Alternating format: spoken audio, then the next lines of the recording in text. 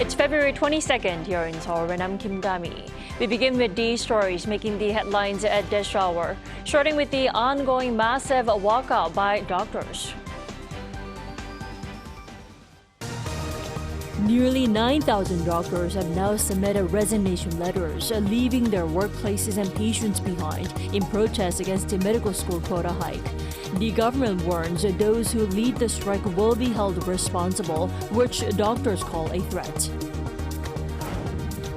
Top diplomats of South Korea and Japan met on the sidelines of the G20 summit in Brazil, where Do Kwon and Yoko Kamikawa agreed to cooperate on North Korean issues, from the regime's nuclear and missile ambitions to human rights issues. A Montenegro court ruled on Wednesday that crypto entrepreneur and Terraform's Labs co-founder Do Kwon should be extradited to the U.S. rather than to his native South Korea to stand trial on fraud charges. We are now into the third day of the massive walkout by doctors. 7 out of 10 interns and residents in South Korea have left their gowns and patients at hospitals after handing in resignation letters. Yoon starts us off. Over 8,800 trainee doctors, or more than 70% of the country's interns and residents, had submitted letters of resignation as of 10 p.m. Tuesday, though none of them have been accepted. Out of these, 7,800 have not shown up for work. The total number of leave of absence letters from medical students announced on Wednesday was over 8,700 nationwide, or over 40% of the total.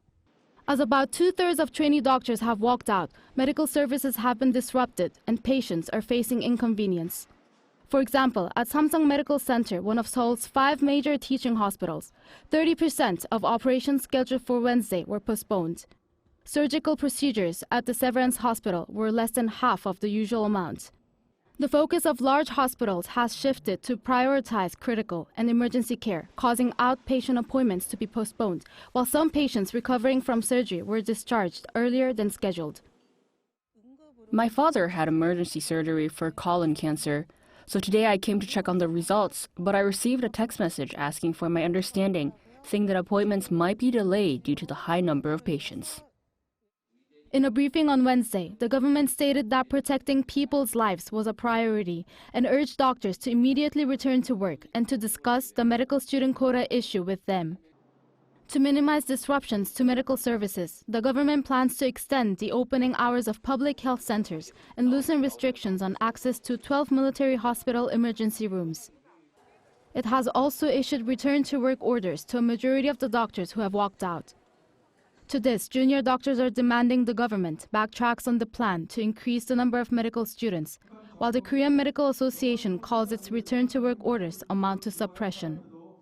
Yoon, Arirang News. And the government response to the massive walkout remains stern. It says strict response measures will be taken against what they call an illegal collective action, which could involve arrests. Lee Si-hoo has more. The South Korean government says that it will take strict measures against what it calls illegal collective action from doctors protesting the medical school enrollment quota increase by leaving their posts. This is according to the Justice and Interior Ministries, as well as the Supreme Prosecutor's Office and the National Police Agency at their joint briefing held to discuss the issue on Wednesday. Saying that collective action that, quote, takes people's lives hostage cannot be justified, they said they will conduct investigations on individuals and organizations participating to hold them legally responsible. All this to prevent public health risks. The government has issued an order to doctors who have resigned or left the medical field to commence work. If the collective refusal of medical treatment continues, an investigation will be conducted strictly in accordance with relevant regulations such as the Medical Service Act.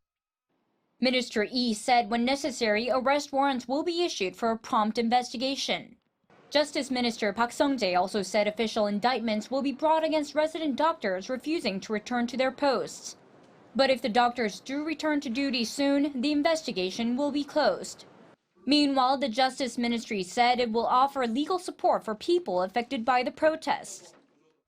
will prioritize the protection of victims by providing sufficient legal support to patients and their families affected by illegal collective action taken by doctors. The ministry vowed to offer pro bono legal consultations and litigation aid utilizing existing legal infrastructure. 이시후, Arirang News.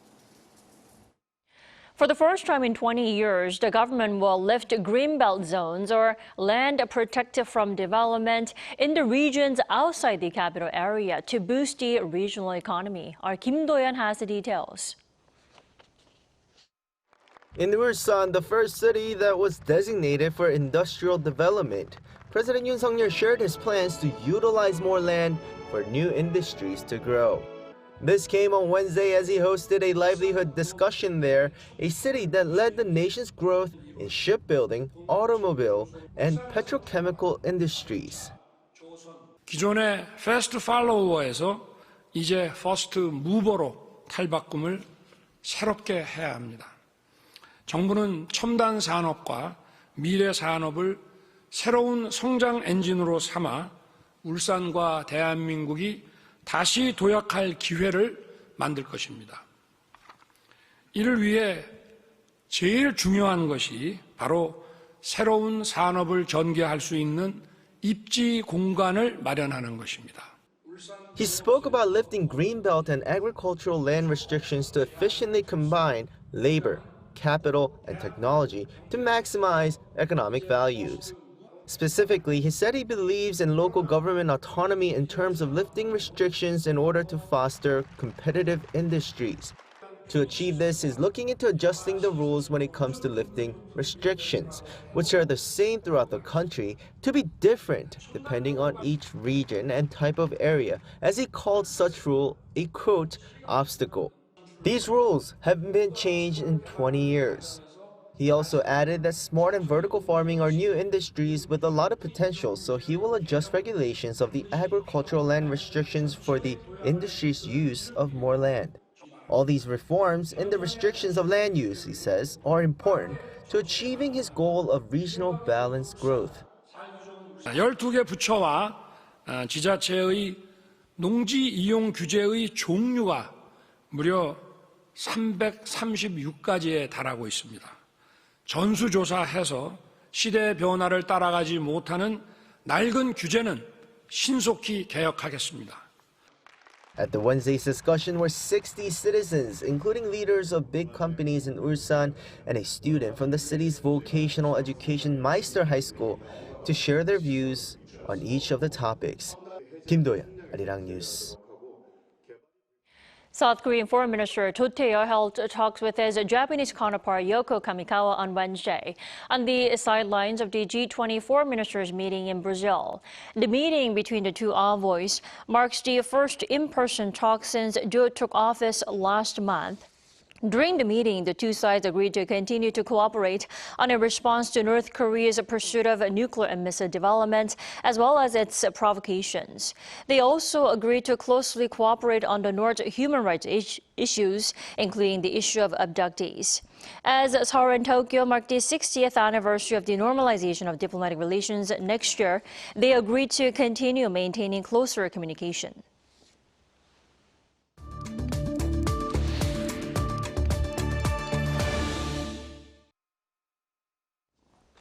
The European Union saw a consensus on its 13th package of sanctions related to the Russia-Ukraine war.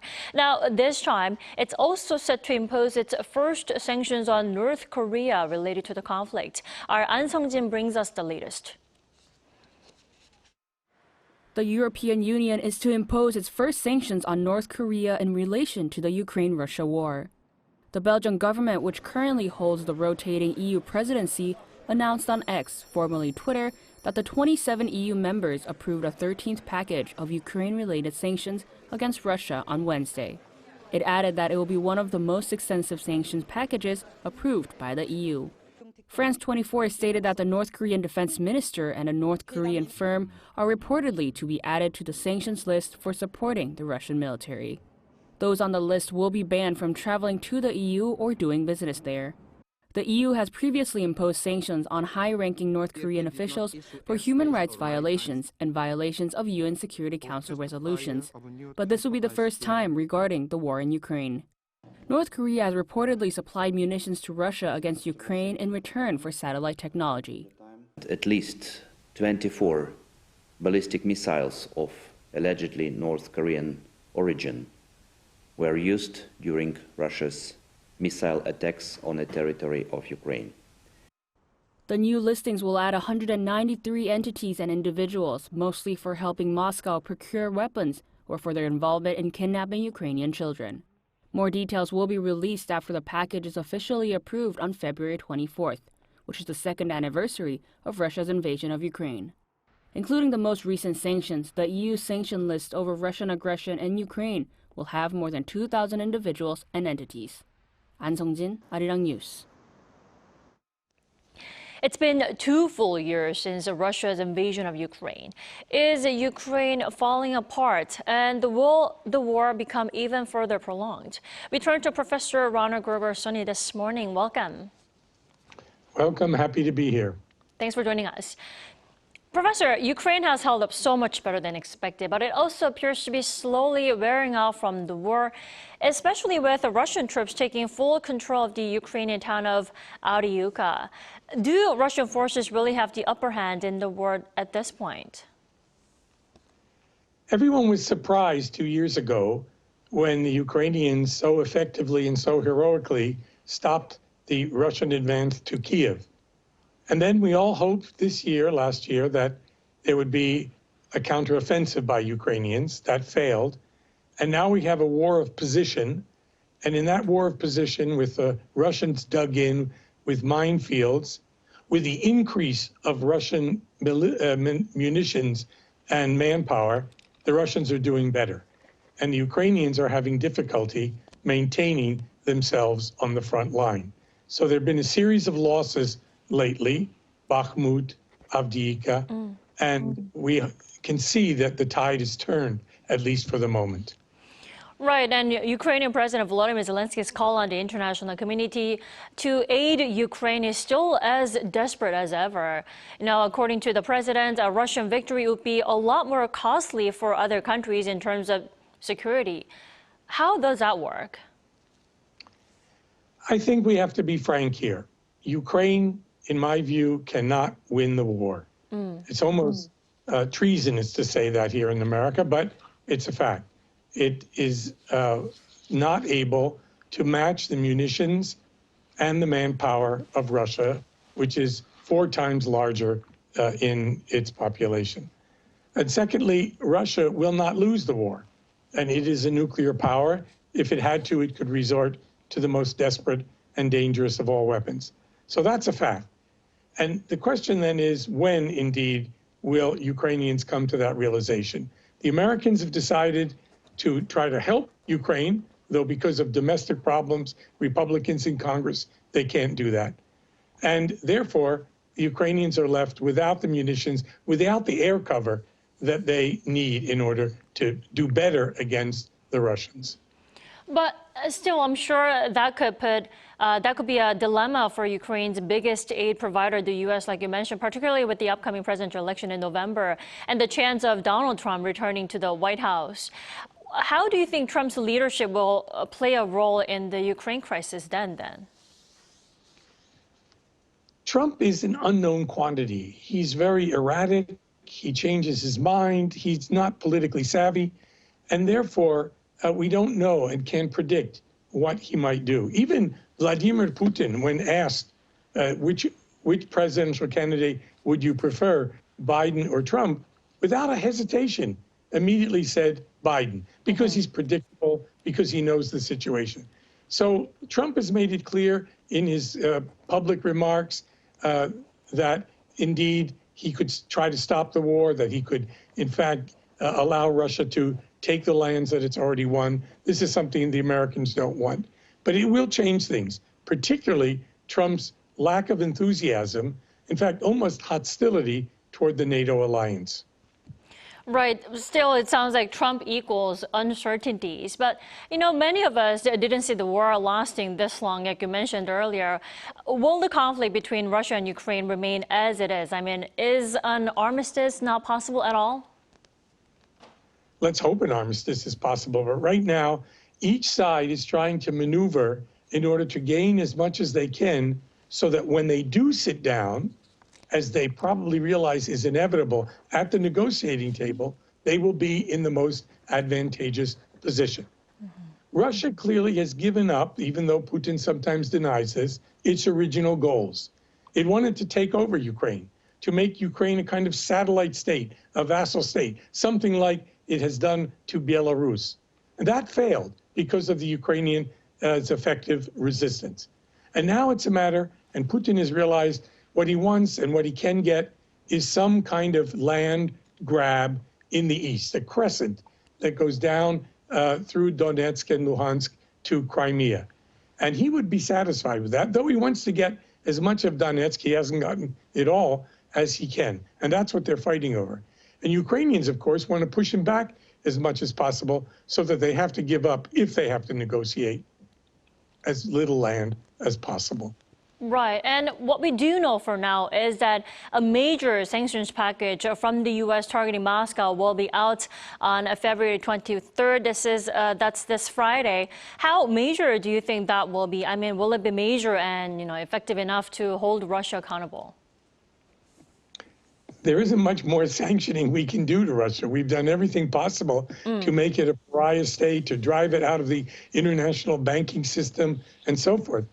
Russia has survived the sanctions, and even its economy, in some small ways, grows. It's receiving arms, as you know well, from North Korea and from Iran, and it's now in a better position to fight this war than before. It does not have to carry out a major mobilization. People are even volunteering to go to the front, whereas on the Ukrainian side, people are fleeing.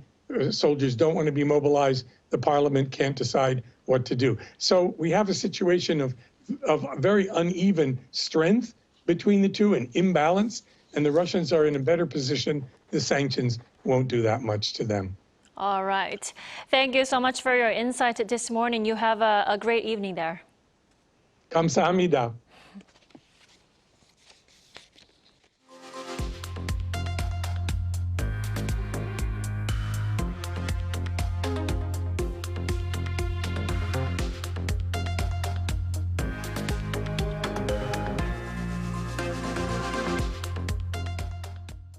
According to a report by the Wall Street Journal, a former crypto billionaire Do Kwon is set for U.S. extradition following a Montenegro court ruling.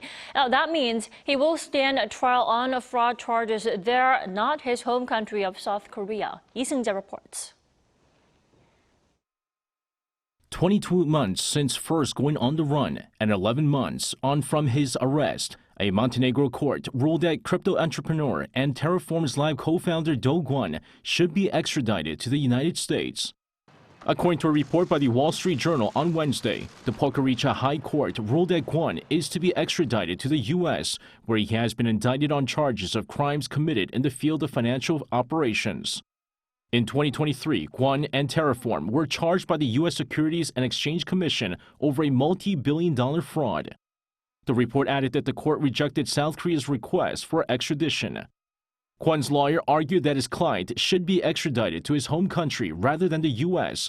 However, the court ruled otherwise. The basis for the decision by the court was not revealed. Kwon was arrested at an airport in Montenegro last March after being caught with fake passports. The charges laid against Kwon and Terraform Labs stem from the collapse of the Terra USD, a stablecoin designed to maintain a constant $1 price, and the Luna token, which was closely linked to Terra USD. Both cryptocurrencies lost an estimated $40 billion or more in May 2022 when Terra USD failed to maintain its $1 peg. The SEC said Kwon and his company deceived investors about the stability of Terra USD and that a popular Korean mobile payment app used the Terraform blockchain to settle transactions. Lee Seung-jae, Arirang News.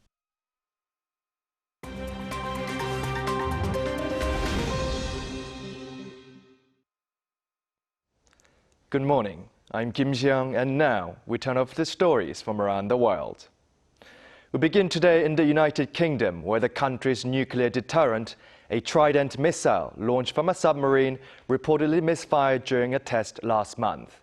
The Sun newspaper reported on Wednesday that the failed missile crashed into the ocean close to the launch site off the coast of Florida. This is the second time in a row that a test firing of a Trident missile from a Royal Navy submarine has failed. Defense Secretary Grant Shapps, who oversaw HMS Vanguard's launch test, said that on this occasion an anomaly did occur, but there are no implications for the reliability of the wider Trident missile systems and stockpiles. The previous test in 2016 also failed, with the missile veering off course. British tests of Trident missiles are rare, partially due to the cost, as each missile comes with a price tag of around $20 million. Now to a retired satellite that burned up in the Earth's atmosphere over the North Pacific Ocean on Wednesday.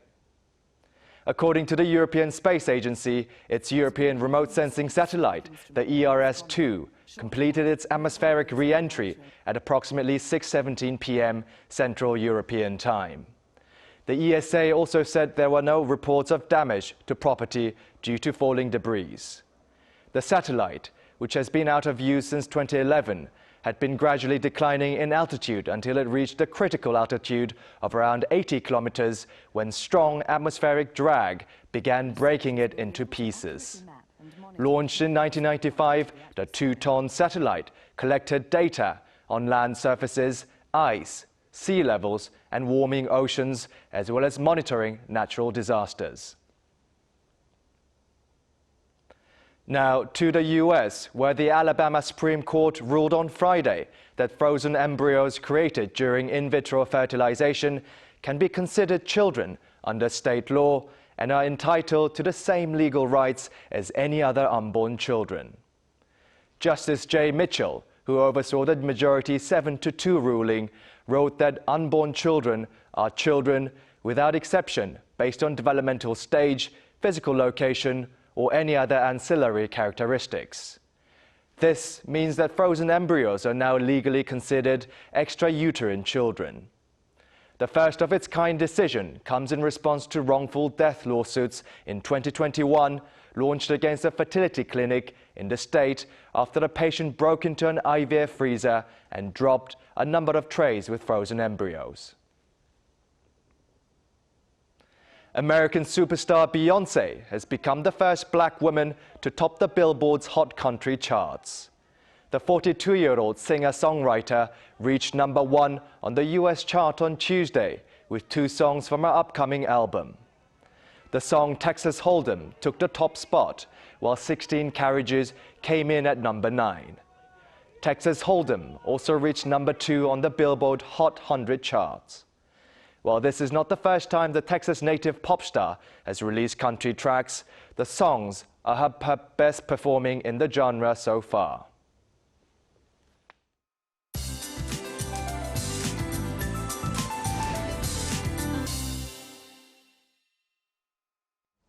Good morning. Heavy snow blankets upper regions. Seoul received more than 10 centimeters of snow overnight, causing a messy Thursday morning commute. Precipitation has died down in most places and should let up today, but those in Gangwon-do need to brace for more snowfall. Central regions are still under heavy snow alerts, with a heavy snow warning in place for the east of Gangwon-do province. And until tomorrow, mountainous regions in Gangwon-do could see up to 30 centimeters of heavy snowfall, and the rest of Gangwon-do could see 2 to 15 centimeters of snow. Meanwhile, certain parts of the country will receive on and off rain through Friday under cloudy skies. Now, sub-zero temperatures to start off the day in the capital, but rising to 4 degrees Celsius by the afternoon. Jeju at 11 degrees with on and off rain in the forecast through the weekend. Now, especially those traveling from the south to northern regions today, be prepared for messy roads and please stay safe. That's Korea for you, and here's a look at the international weather conditions.